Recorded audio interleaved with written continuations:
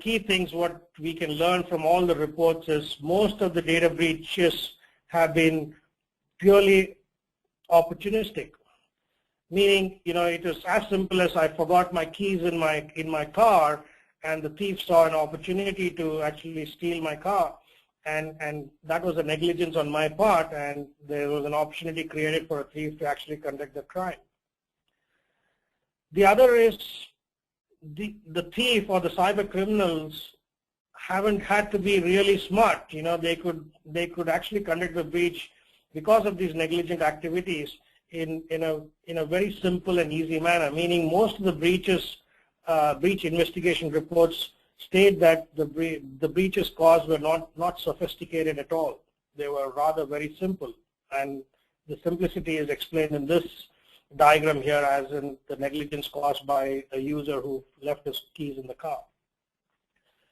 And the other finding is that most of the data which was actually stolen were from servers in data centers, or servers, not just data centers. Servers could be even in your own office location. So these are servers holding huge amounts of data, and that is also alarming to know that if the entry and exit points into these large data centers or servers is so easy and there can be negligent activities happening here, we are directly creating an opportunity for cyber criminals to attack into these servers and copy the data and move on. So this is something to be clearly aware of from the findings of these data breaches. The other very interesting finding is the victim was informed about the data breach by a third party. So in most of the cases, the victim didn't even know that he had a data breach. It was after a few days and sometimes few months later, someone actually found that there was a data breach, and that's how the victim actually found out. And in most cases, it would be the third party who informs the victim saying, yeah, you had a data breach.